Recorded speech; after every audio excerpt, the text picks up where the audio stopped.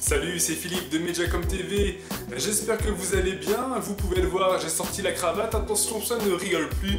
Bref, aujourd'hui on se retrouve pour un tout nouveau Focus métier pour le deuxième épisode qui plus est. Et dans ce deuxième épisode, nous allons traiter du métier de graphiste en entreprise. Je précise ici en entreprise car ça sera dans une vidéo ultérieure que nous allons traiter du métier de graphiste freelance travaillant pour son propre compte.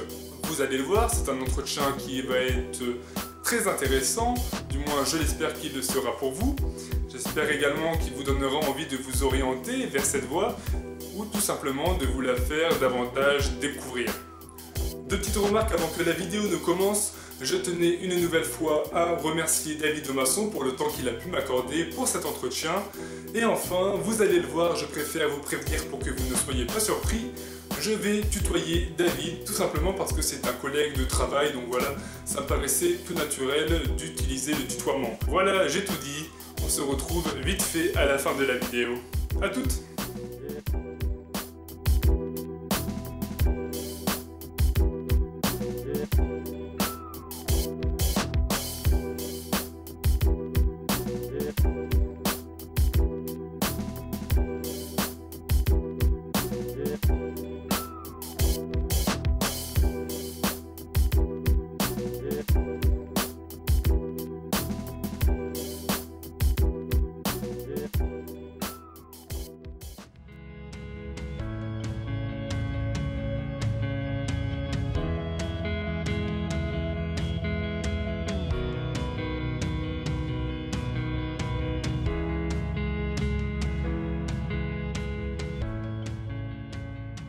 Bonjour David, tout d'abord je te remercie pour ce petit temps que tu as bien voulu accorder à Mediacom TV.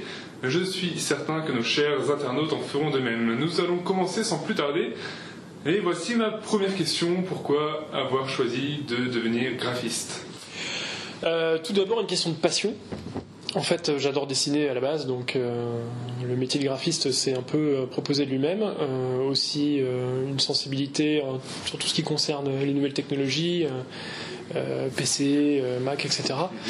Donc le métier de graphiste c'est un peu proposé de façon logique dans ma vie. Et puis j'ai commencé très tôt à dessiner, à illustrer tout ce que j'avais dans ma vie, donc voilà, c'était la suite logique. D'accord, la suite logique. Et puis aussi une grosse influence d'un papa qui a fait des études de graphisme et de design industriel. Ok, ça a aussi joué en faveur de cette voie-là. Ok. Et quelles sont du coup les études et les formations par lesquelles tu es passé pour le devenir ? Alors du coup, j'ai commencé moi en art plastique au lycée. C'est-à-dire que j'ai fait un bac littéraire option art plastique. Déjà, ça m'a permis d'avoir une bonne culture au niveau de l'histoire de l'art, des cours artistiques, etc. Parce que c'est aussi important d'avoir une bonne culture de l'art ? Oui, tout à fait. C'est très important, ne serait-ce déjà que pour connaître un peu les styles, les différents courants, ou tout bêtement comment a été inventée la gouache ou l'acrylique, ou comment sont arrivées les nouvelles technologies dans le monde du graphisme, de la publicité, de la réclame, etc. Donc c'est effectivement très important. Ensuite, après ce bac littéraire option art plastique, je me suis dirigé vers une école à Rennes qui m'a permis de faire une année dite de mise à niveau, donc d'apprendre les techniques de peinture, d'illustration, de dessin industriel. Et ensuite, j'ai intégré l'école Brassard à Tours, qui m'a permis d'apprendre en fait mon métier pendant 3 ans. Pendant 3 ans, voilà. C'est ça, ok. Et donc, du coup, selon toi, quelle est la voie de prédilection pour exercer ce métier ? Est-ce qu'il faut obligatoirement viser les grandes écoles ou Non, il faut plutôt être curieux, il faut être ouvert sur les autres, sur le monde, avoir envie de découvrir plein de nouvelles choses, de sortir, de bouger, voir des films, regarder la télé, voir tout ce qui peut être un vecteur en fait de nouveautés, de tendances, de créativité. Donc ça peut être les musées, ça peut être sortir dans la rue, ça peut être n'importe quoi, tout ce qui va permettre en fait de comprendre le monde et de pouvoir l'imager et l'illustrer d'une façon différente. Notre but, le métier de graphiste, c'est de faire rêver les gens. Et pour faire rêver les gens, il ne faut pas leur montrer ce qu'ils voient toute la journée, il faut leur montrer quelque chose de décalé, ou leur faire comprendre, leur faire passer un message d'une façon novatrice. Ok, donc tu conseilles pas des études en particulier ou... Après, oui, des études quand même. C'est grandes écoles. mieux de suivre le cursus des grandes écoles. Oui, de toute façon, ne serait-ce déjà que pour avoir une culture générale, ça c'est très important, et aussi apprendre toutes les techniques liées à ce métier. D'accord. Et concernant l'état de ton secteur d'activité, comment le décrirais-tu ? En ce moment, on sait qu'avec la période de crise, la fameuse crise économique. La fameuse crise économique, de toute façon, quand il y a une crise budgétaire ou économique, c'est toujours, en général, l'aspect publicité, communication qui en pâtit en premier.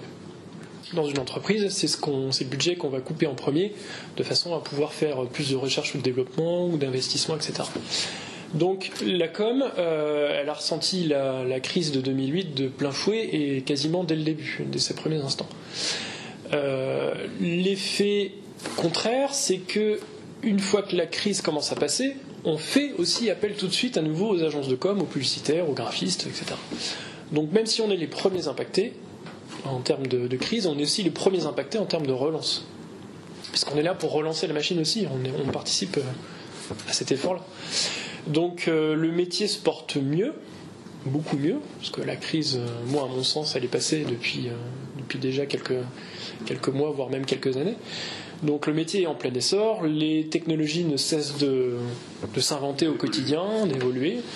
Donc voilà. Pour le moment, en tout cas, c'est un marché plutôt porteur. Après, il y a beaucoup de demandes et très peu d'offres, parce qu'il y a beaucoup d'écoles qui sortent beaucoup de graphistes, et il faut être original et décalé pour sortir du lot. Merci.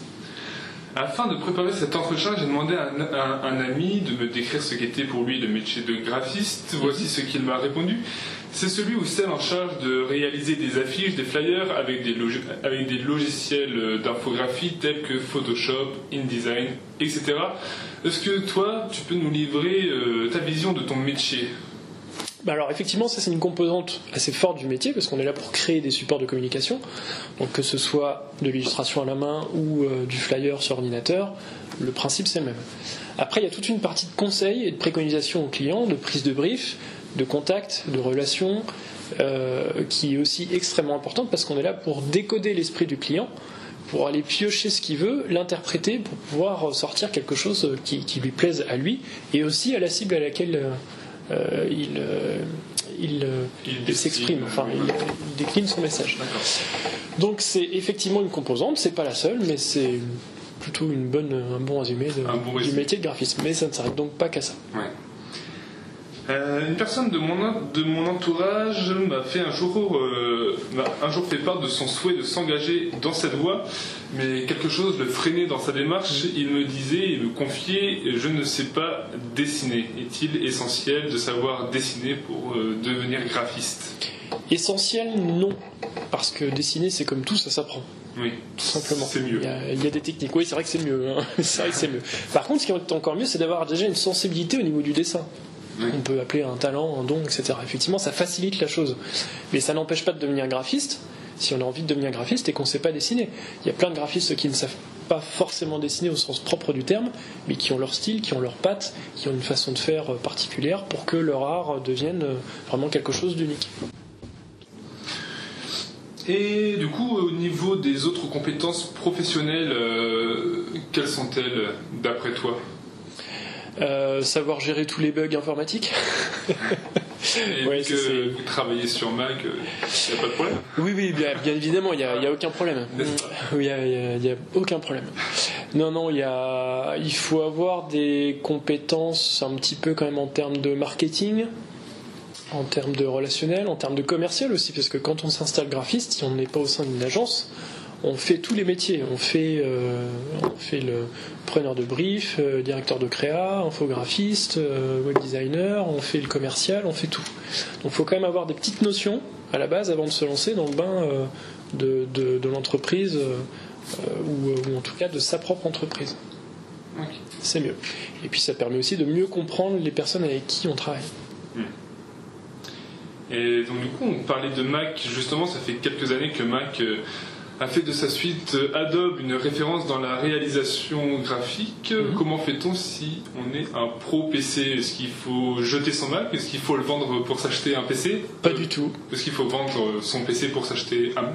Pas du tout. Moi, j'en suis un excellent exemple. Je travaille sur Mac et chez moi, je travaille sur PC. D'accord. Et j'ai la suite Adobe sur les deux. Ouais. Et les deux fonctionnent très bien. Il n'y a plus les problèmes de version qu'on avait pu avoir il y a 10 ou 15 ans entre Mac et PC. Maintenant, tout ça, c'est terminé. C'est complètement lissé. Ce qui fait qu'on trouve aussi des agences qui travaillent sur PC. Oui, donc les entreprises souci, peuvent travailler soit sur Mac ou sur PC, mais c'est quand même plus généralement sur Mac. Généralement, c'est plus sur Mac, effectivement. Ouais. Parce que je pense qu'il y a un petit côté historique aussi de l'agence de pub qui bossait sur Mac et qui bosse toujours sur Mac. Mais il y a énormément d'agences et de studios de création ou même de bureaux d'études qui travaillent sur PC. Et ça ne les empêche pas de faire du bon boulot aussi. Ouais. En tout cas, j'espère pour eux. Et parle-nous un peu des qualités interpersonnelles. Tu nous parlais tout à l'heure de curiosité. Est-ce que tu en aurais d'autres? Ouvert d'esprit, curieux, être sensible, être compréhensif, oui, voilà. Savoir se remettre en question, c'est assez essentiel. Un graphiste qui ne sait pas se remettre en question, ça veut dire qu'il ne pourra jamais produire un travail qui sera non seulement accepté par le client, mais aussi par l'utilisateur final en quelque sorte. Il faut savoir aussi mettre, on va dire, un bémol sur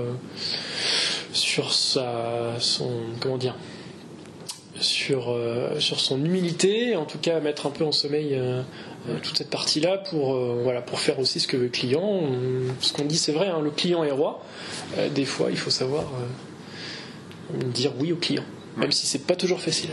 D'accord, bah oui, parce que en fait, dans un contexte entrepreneurial, on peut parfois être frustré de ne pas pouvoir laisser libre cours à ses envies graphiques, à son imagination, parce que on peut se sentir parfois peut-être aussi bridé. Est-ce que c'est pas un problème? Alors, c'est un problème si on part du principe que le métier de graphiste ne sert qu'à manger, très clairement. Si par contre le métier de graphiste permet à la fois de ramener des sous chez soi pour manger, mais aussi de se faire plaisir, on n'est pas obligé de travailler que pour des clients, on peut aussi travailler pour soi, faire des productions pour soi.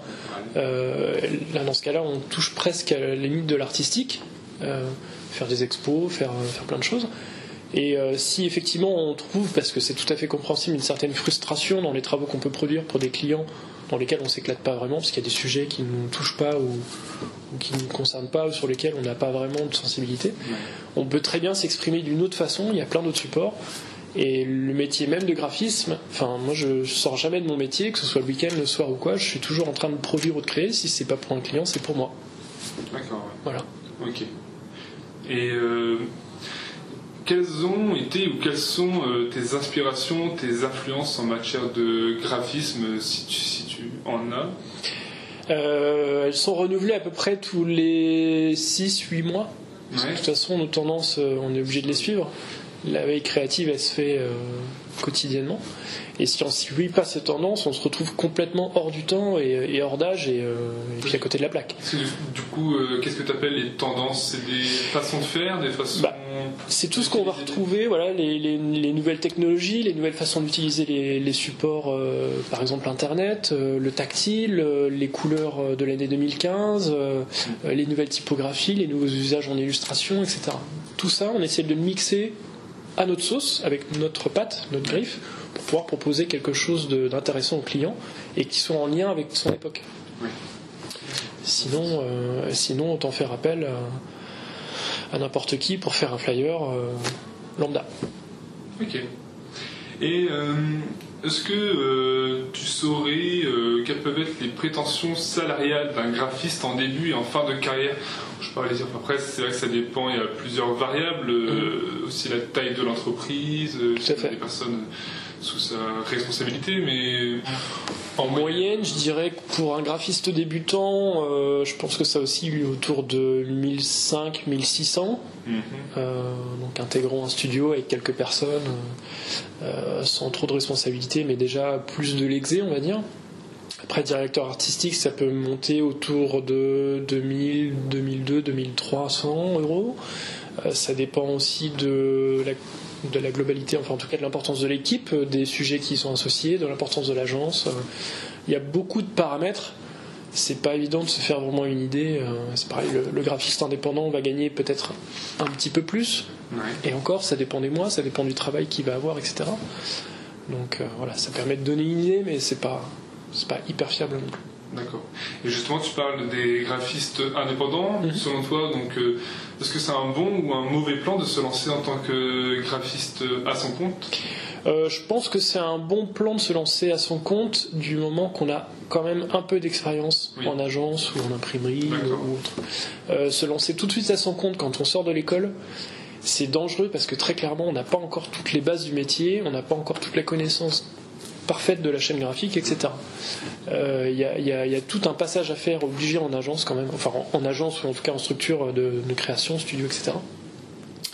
Et se lancer à son compte, c'est très très dangereux. Oui, surtout que travailler en agence, ça nous laisse aussi peut-être le temps de nous construire un réseau. Voilà, tout à fait, une clientèle, des contacts, des fournisseurs, parce qu'il faut aussi travailler cet aspect-là, toute la partie impression, support, fabrication. Et on n'a pas du tout ça quand on sort de l'école, on est un peu lâché en pleine nature, on sait à peine déjà faire un CV, qu'il faut quand même trouver un job. Donc moi je conseille quand même d'avoir au moins 2 ou 3 ans d'expérience dans un cadre de création pour ensuite se lancer correctement, au moins avoir les bonnes bases en termes de graphisme, quoi.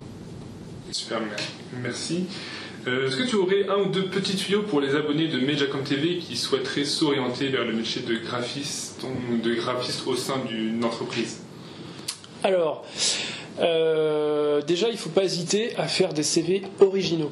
Ah oui, en tant que graphiste. En tant que graphiste, ça paraît logique. Ouais. Et pourtant, des CV faits sur Word, moi j'en ai reçu, mais des quantités incroyables pour des graphistes. Moi, déjà, c'est directement la poubelle, quoi. Je cherche même pas à regarder. Il faut quelque chose d'original, un produit qui sort du lot, une présentation originale. C'est là-dessus déjà que va se faire le premier contact. Et il ne faut pas hésiter non plus à arroser toutes les entreprises, parce qu'on ne sait jamais, il peut y avoir une petite entreprise locale qui peut faire partie d'un grand groupe, qui contient un studio ou qui travaille avec des indépendants ou quoi. Donc il ne faut pas hésiter à contacter toutes les entreprises possibles, quel que soit le secteur d'activité, ça peut toujours être porteur. D'accord.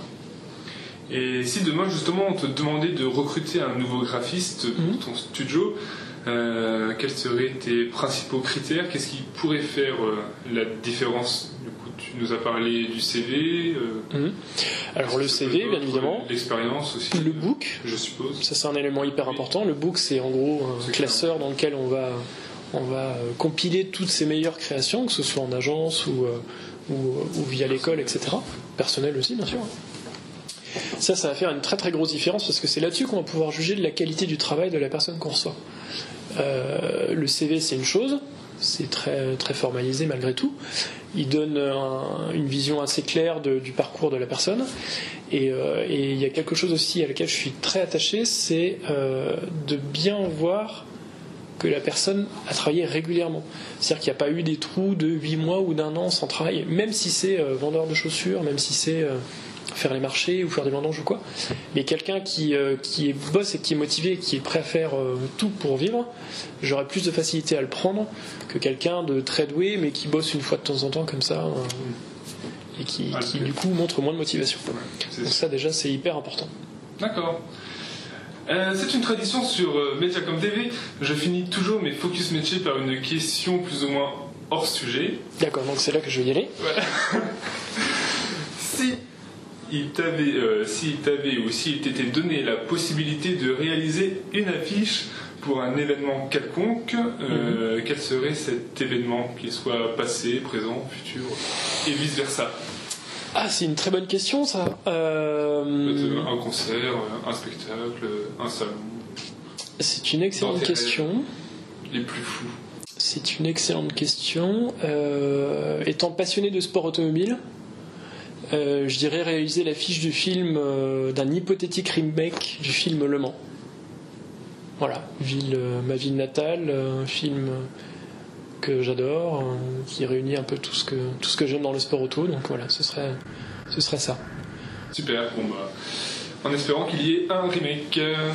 Alors j'ai appelé Brad Pitt, il est plutôt d'accord, hein, mais il est plutôt d'accord. Super, bon bah, tu n'hésiteras pas à me donner aussi son contact.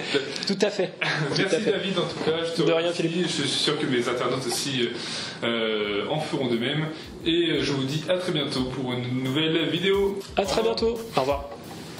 Et voilà, j'espère que ça vous a plu. Si c'est le cas, n'hésitez pas à mettre un pouce bleu. N'hésitez pas également à envoyer cette vidéo à un ami ou à un proche qui serait susceptible d'être intéressé par le métier de graphiste en entreprise. Je vous rappelle que je ferai une vidéo plus tard sur le métier de graphiste freelance.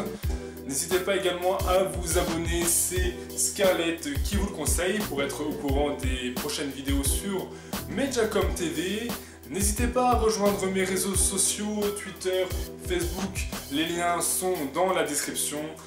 C'était Philippe de Mediacom TV, je vous dis à très bientôt dans une nouvelle vidéo. Ciao! De la Saint-Valentin, il en est tout autre pour 50 nuances degrés, vous l'imaginez bien. Allez chérie, c'est la Saint-Valentin, fais-moi le plaisir de m'accompagner voir 50 nuances degrés.